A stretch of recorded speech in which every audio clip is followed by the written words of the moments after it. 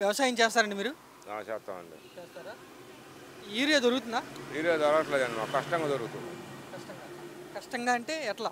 ఎట్లా అంటే ఏమన్నా సొసైటీలో పోతేనో 270 తీసుకుంటున్నారు. హ్మ్. మామూలుగా ఎరువుల కొట్లో పోతే 9 యూరియా అని బుడ్డ ఒకటి ఇస్తున్నాడు. హ్మ్. రేట్ ఎక్కువ తీసుకుంటున్నారు ఒక దాంట్లో. ఎంత అంటున్నారు? మొత్తం 500. అక్కడ. ఉమ్, అదండి. యూరియా కట్ట అది ఎందుకు దొరకట్లేదంటే ఏమంటున్నారు? యూరియా కట్ట ఎందుకు దొరకట్లేదంటే అక్కడి నుంచి పైనుంచి రావట్లేదు, మేమేం చేసేది అంటున్నారు. హ్మ్. అదండి. ఈ రైతు భరోసా కేంద్రం సొసైటీల్లో సొసైటీలో మా రైతు ఆ కేంద్రంలో మన ఇచ్చారు ఒక లోడు. హ్మ్.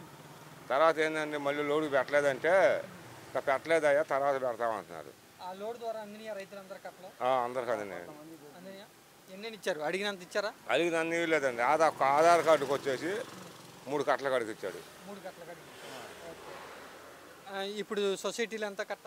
సొసైటీ 250, బయట? బయట 500 బుడితో కలిపోండి. ఎందుకు రేట్ ఎక్కువ అంటే ఏమంటున్నారు? ఎందుకు రేట్ ఎక్కువ అంటే వాళ్ళు ఏం సమాధానం ఏం చేయట్లేదు. మనం చేసేది మనకు అది లేని పని కాదు, బలం జమ్మలేము. అది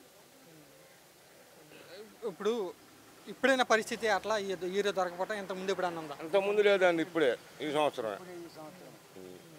రైతులు ఏమనుకుంటున్నారు?